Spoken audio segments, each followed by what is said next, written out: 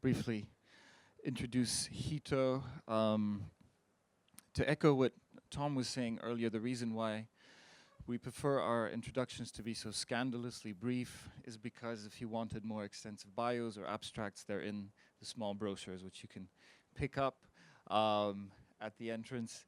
With respect to Hito, what I'd like to say is that two reasons why I'm very glad that she agreed to join us as a respondent. One being that both in her work as an artist and as a writer, she's very interested in questions of documentation and documentary practices. That is obviously very fitting now, but also not only have we worked together in a variety of different settings, but we once tried to analyze the mysterious creature that is a symposium lecture. The documentation of which is a fantastic lecture by Hito called YouTubing Theory, which you can find online. And I would recommend, I would suggest that you take a look. Maybe we can screen it as a dessert after this conference. Okay, the floor is yours. Thank you. Thank you, Theodor, for the introduction, and thanks also to you, Tom, for the invitation. I'm extremely pleased and honored to be able to respond to two such brilliant papers. And actually, I would try to find some common ground between both papers, and I will try to do this very literally, because I think that actually the notion of the common ground is the thing that not only unites both your papers, but also many of the other presentations we have heard today. I think, in fact, all of them were connected by this sort of invisible and almost absent thread. So what do I mean by common ground, and how do I think did it appear in your presentation, Marion? There was this, you demonstrated very skillfully that, the emergence of this type of segregated housing is very closely tied to the emergence of a new representational technology, which is aerial photography.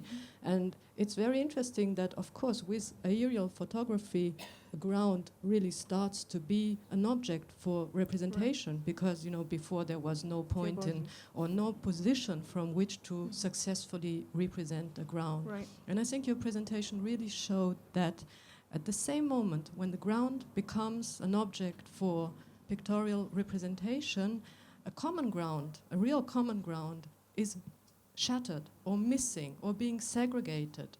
So the emergence of the ground as an object of representation coincides with the real disappearance of a common ground, at least in this case. And I would like to extend this case because by now aerial representation has become abundant to the point that we could almost say that it has become a new dominant paradigm of representation. If we think of Google Maps, Google Earth, drone views, all these sort of aerial surveys or overviews, why are they so popular? And I would argue that the reason is in fact similar, that they produce the illusion of a stable, flat 2D ground, which would provide a stable base for a subject position, in fact, which is no longer present. And now I would like to tie in some previous research of yours, because in some of your research you have demonstrated how grounds become splintered into these treacherous 3D objects. They are hollowed out, they are undermined, there are tunnels, there are underpasses, there are ruins in there, and they become these layered, or in a way, layered strata of domination, which are extremely fragmented and provide anything else than a stable ground. So it's absolutely the contrary. And I think the emergence of this lack of ground, if you wish, or lack of stable ground, is closely tied to the overproduction of grounds from the position of an overview of aerial photography. So that's the first thing. Thank you. Thanks. Oh, it's too late already. I'll manage without. I think. So yes. So could I link the idea of the ground to your presentation? In a way, it's very obvious, but maybe in a unexpected way. But let me make a small detour via something which I actually read in the abstracts for one of the talks of tomorrow, which really sparked my imagination, even though I have no idea what the talk is actually going to be about. But it was the idea that actually photography is not only a record, but it is an anticipation of the disappearance of the subject or the object of the photography. So you only photograph the things or the persons, the people that are going to disappear very soon. Meaning that actually if we push that a little bit further, then it becomes really interesting, because then photography starts to turn into a very uncanny and magical weapon. One could almost say that the act of pointing a camera onto somebody almost predicts his or her disappearance, or makes him or her actually disappear. So that's something which is a quite frightening idea, that photography becomes a performative act which contributes to the disappearance to its subject, and very, very actively. And I think, and now I'm completely leaving the territory of the ground of facts, stable ground of facts, and go into speculation. I think that actually we are already witnessing the first signs of a sort of tacit mass protest, you know, because people realize that to be photographed is dangerous. So they try to escape being photographed. They try to avoid it. There are more and more spaces, not only at airport, not only in military security zones, not only in museums, actually, where photography is not allowed, but many communities start prohibiting, you know, photographic representation. Doesn't matter, nightclubs, political groups, and so on. You cannot be photographed in there, which means that actually people start withdrawing from representation, photographic representation. They start deserting it. It's the idea of exodus, which was also present in your in the two photos you showed. So, but then I think something interesting happens, because we may not see the people who are withdrawing any longer from the representation because they are frightened of it, but we see the act of their disappearance. We see, in a way, a sort of negative picture of what they are, or we see a picture of what they are not. They are not there. So it's a negative of a people which refuse to be represented, a negative which is not developed, which shouldn't be developed unless the people disappear. It's a negative picture. So what do I mean, or how do I tie this to the idea of ground in your presentation now?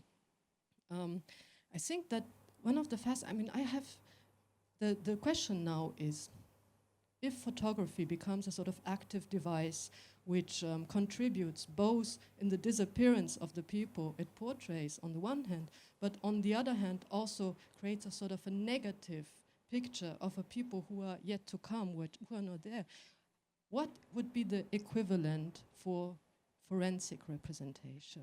You know, because you've very skillfully demonstrated a sort of transition from the paradigm of photography to the one of forensics, which has a much longer time of exposure, where the representation is actually enshrined in the bone itself. So that is not that easy to escape anymore. So what is the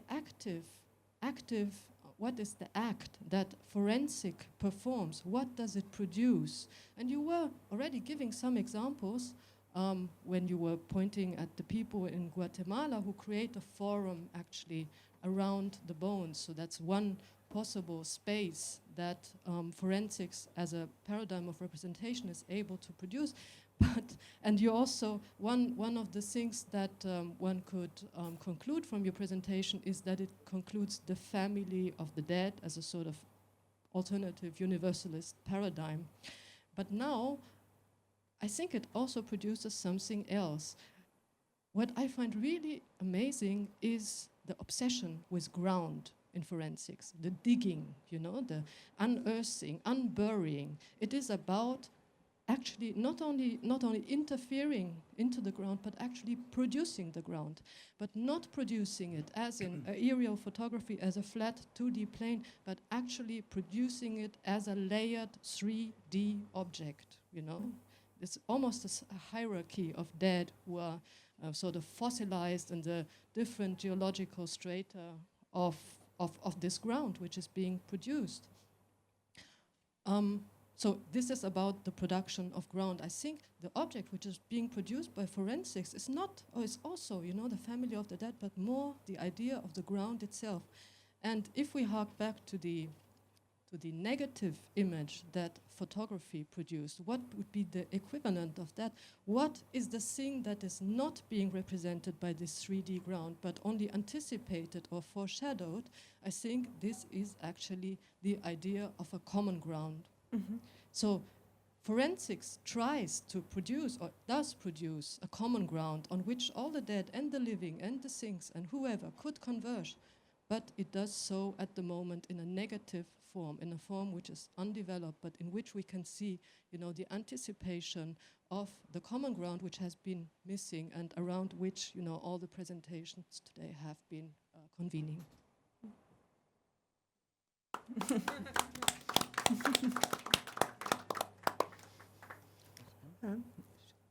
Maybe I can maybe can say something or add something on the question of the ground. I think you're absolutely right, and thank you for that comment. I think it's precise for both presentations, but in relation to what I've shown, there is also the other research on the ground. This is actually field research, one could say. You know? And why I'm interested in this very moment where these two or three paradigms, or maybe I showed five, but I think it's three paradigms come together in this 1950s and 60s, is that my question is, did we already step out of it, or are we still in?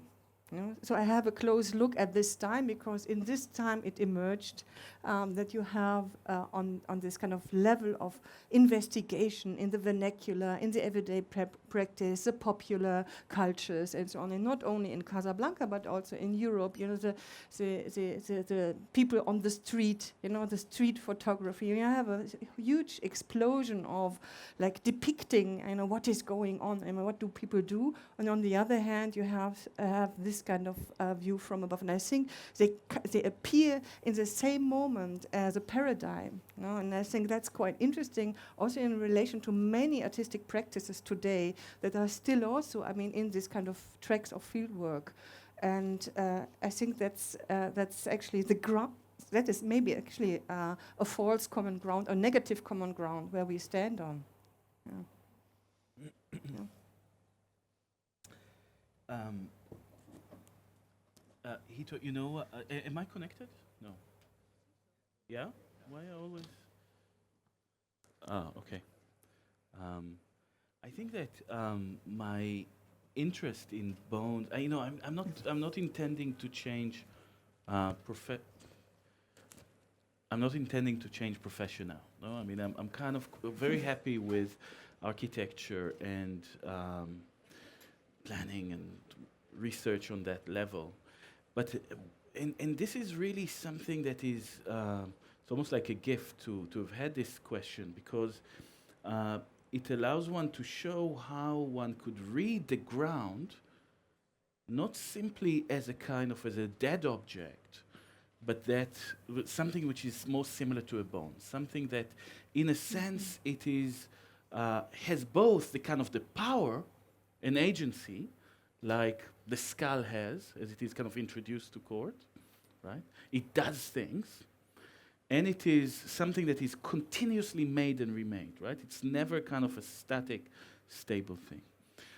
In HoloLand, I introduced or proposed the term the political plastic to analyze the way in which different type of political forces are kind of making and remaking that ground. Or that in fact, that is where you see in that maps that are, in a sense, you should be able to kind of like press play on.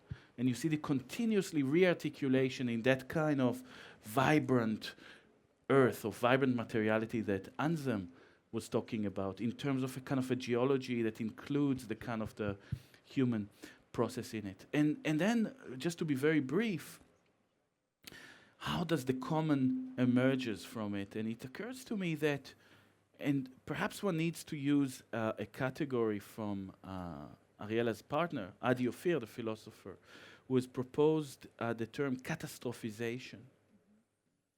as a kind of interruption in a sort of a political field of sovereignty, in which I think there is the possibility to suspend both the private and the public that we are talking about in the colonizing architecture, right? If it's not a public and it's not a private, and what you have is public and private, how that private and public get suspended in, to create the kind of the common, right? And perhaps, so one would say, initially, the site of the mass grave, right, suspends that public and private. Or a site of kind of a catastrophe that happens, which becomes that kind of whole that is not controlled by the sovereign. No, I mean, when one could think about all sorts of catastrophe in a way that Adi Ophir refers to them as kind of moments, not of kind of sovereign, decided kind of state of exception of suspension, right? But kind of the sort of the emergence from below, the kind of a gap, a hole, a black hole in the kind of structure of sovereignty, such as think about the way in which in Haiti the earthquake kind of operates, or the Marmara earthquake and its kind of production of Akut as a kind of an organization that is temporarily has a kind of a sovereignty over that. It is that kind of moment of interruption that suspends private and public and allows the common to emerge. And I think perhaps this is why, more intuitively so, we are drawn to that site of kind of disaster as the moment on that kind of ruin and that's ashes that a kind of a common emerges out of I think that we could mutual also suspension. reverse this picture, just as I tried to, work with the idea of the negative, because I'm thinking back about that comment by Anselm, about the Anthropocene and how the humans are actually being represented within the ground by ways of it literally disappearing through erosion and climate change and whatever. But I think if we see this as a negative picture as well, then we could think about how would humans construct a ground that is not, characterized by disaster, catastrophe, emergency. What other ways of building ground, not in the mode of disappearance and disaster, could be, imagined. But let's please, if there's some questions on the floor.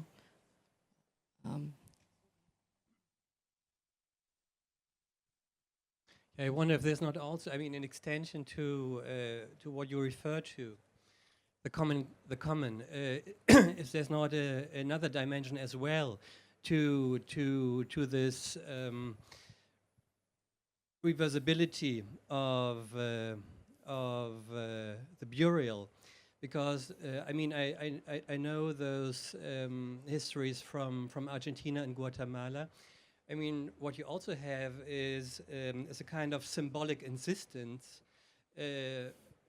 from the people to have something like a proper burial, so a kind of a proper symbolic act in order to resist a certain administration of death from the side of those dictatorships. Yeah, there's a fantastic group in Serbia. I'm sure you know the Monument Group of Spomenik, who were tracing the processes of forensic investigations regarding the Srebrenica's graves, who were graves where people were buried, were taken out once, people were buried in other, from one. They kind of were scattered over several graves, and then 3 times, right? And they were tracing the process of assembling the bones from a wide sort of number, very large number of graves that was really scattered throughout Bosnia. And the creation of a body, right? So 75% of the weight of a bone would be considered as the threshold for that collection of bones to become a body, right? Then what happened from that moment was that these bones were kind of wrapped up in a sort of religious way, turned Muslim, and buried as Muslim, right? Whereas, in fact, the people that were killed perhaps were or were not, or perhaps some of their identity was that, but it was kind of forced upon them in a kind of continuation of the logic of ethnic cleansing. So the whole kind of issue of to whom the remains belong, do they remain to your religious identification, to your family, to an extended culture or nation, etc., is becoming very, very interesting and problematic in that sense, no? And I think that it's exactly around those kind of rights and the contradictions between them that one can see, kind of the political tensions existing still in the present, no? So in that way, the forensic analyst, as the administrators of the dead, of our relation to the dead, of the meaning of death, become part of the kind of the whole technology of government, definitely in former Yugoslavia, within that kind of still divides and controlled by attributing identities to people. And there's another question. I would like to say very briefly, so we can take more questions. Because I would like to say that, I mean, in Austria there is also the case, if you don't have the ground, but you have the skulls in the museum, I mean, because in the natural history there are several skulls where they don't know where they come from, and there are a lot of families that actually claim that there was ethnic cleaning, and that many Jewish families, I mean, and their skulls and bones are laying in the Natural History Museum. So one could also say, if the forenser comes, you already succeeded in some way, because you will never get the forenser in the Natural History Museum cellar. Yeah. Yeah, it is strange that, oh, sorry. Yeah. Yeah, well, thank you all three for very, very interesting presentations. I'm trying to think. Yeah, okay. I'm trying to think fast enough, but I don't think I can actually follow all of it. I keep thinking about the popular representation of forensics, for example, as it appears on television with this kind of CSI or Bone or et cetera, that all sort of operate around modus of sort of scopophilic rape or something, where you sort of investigate these bodies in order to, exactly as was talked about, in order to, as a photography, it's like post-blow-up film, that now it's the dead bodies that are being investigated in the same way. And I'm trying to figure out a couple of questions around that, especially relating to what you were just saying, when forensics become the administrators of our relationship to the dead. What happens in relation? What are your thoughts on those television series where, for example, they always end with the testimony and never with a trial? You never see a trial. Yeah. It's always only investigating the body. I mean, there's a whole row of questions there that I'm trying to formulate. I don't think I'm fast enough, but maybe you have some thoughts. I think I follow your line of thoughts, and I just give a very simple answer. It's not sophisticated at all. I would say this is a kind of the base popular form of a sensibility that emerges. So if you look at the detective programs in the 80s, when we have a great popular interest in psychoanalysis, there's a kind of psychopath killer and a psychoanalyst detective, no? And now you have entire narratives told through science and things. So I think it's a kind of a simple kind of, perhaps there's a more sophisticated way to answer it. But I would say it's a simple kind of embodiment of that change of sensibility, which operates across culture, not only in there. But there was what was there talking about before? I forgot. I had the forensics that you see. In connection, because you were mentioning the sort of Austria and Holocaust victims.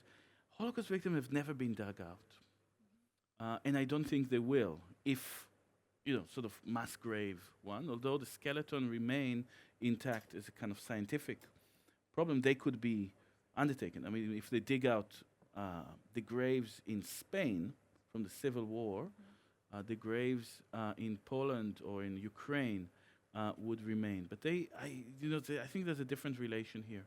Although if you think about the first time that mass exhumation was undertaken by the German army as they move into Poland, in Katyn, right? So the first, kind of that, and that was obviously to expose the crimes of the Russians.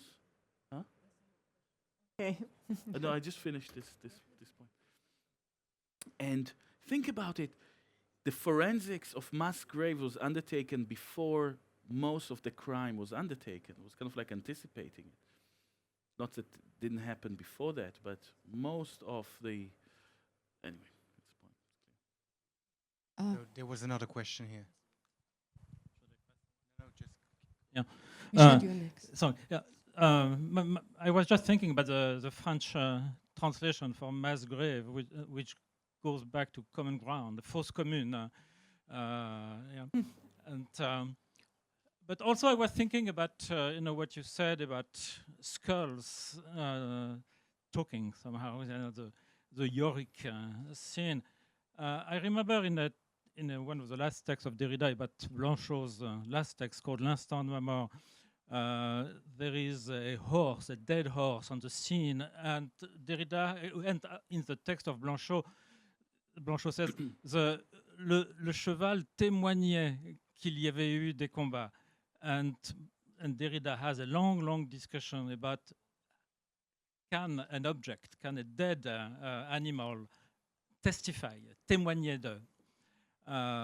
But also I was thinking, and in both your intervention, you have a resistance to Shoshana and the Rillo concept of testimony.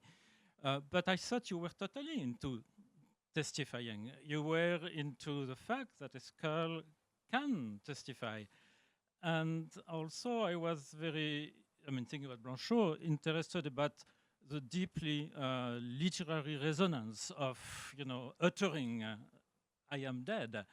And I was also very interested by the way you moved that kind of Mallarméan model of, negative performance, disappearing act into the photography itself, while, in general, it's more used as a, what makes the difference, let's say, between the linguistic and the indexical. Yeah. Thank you.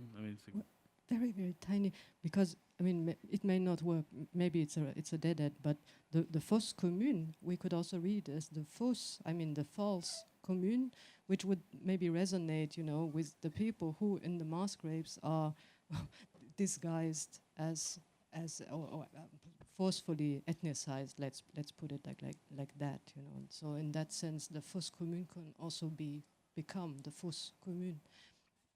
There's the last question here. Last one. No, sorry. Well, at the risk of seeming a little bit unpleasant, I want to voice a little dissent about the notion that the common would be the common thread of all the talks. I would beg to differ as far as my own is concerned. I'm not sure we need a notion of the common or even an aspiration to the common to do politics. I'm not saying that we shouldn't have an aspiration to the common, but I don't think it's a prerequisite. And I find it always a little bit problematic, having some problems with realism or realist ontology altogether and the common is always a little bit like that. And especially the way you presented it, that with the examples of aerial photography, that produces an illusion of the common that is not the real one, which would mean that there would be a real one.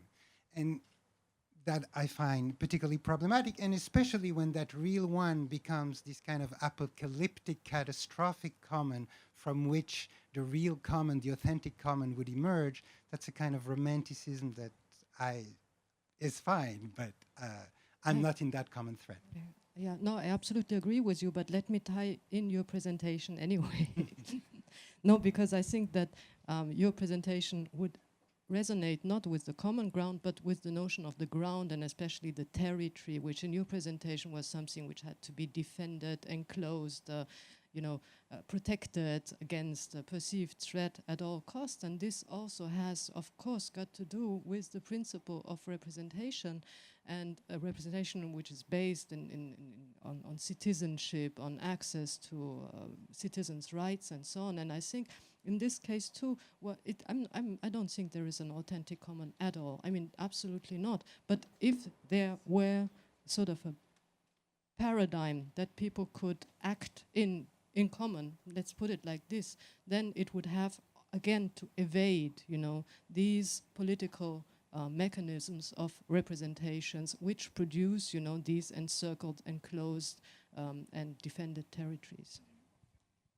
I would also say something to your presentation, because I was wondering, there's also the notion of the border regime in relation to sovereignty and state sovereignty.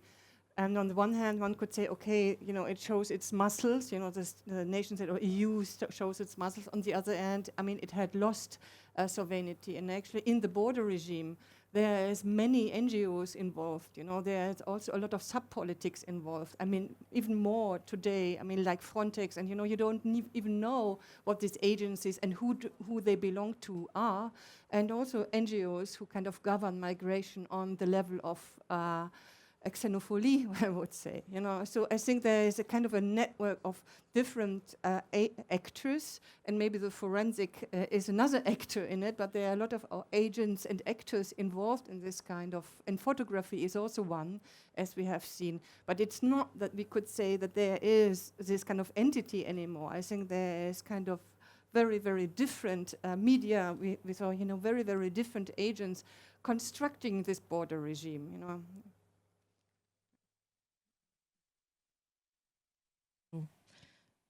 Siddharth is going to point a camera at us, so in order for us to disappear. No? Okay. Okay. Yeah. Would be, I think.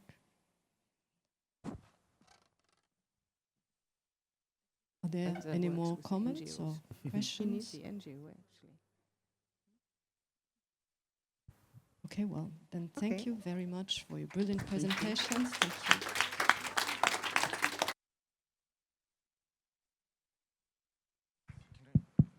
So please join us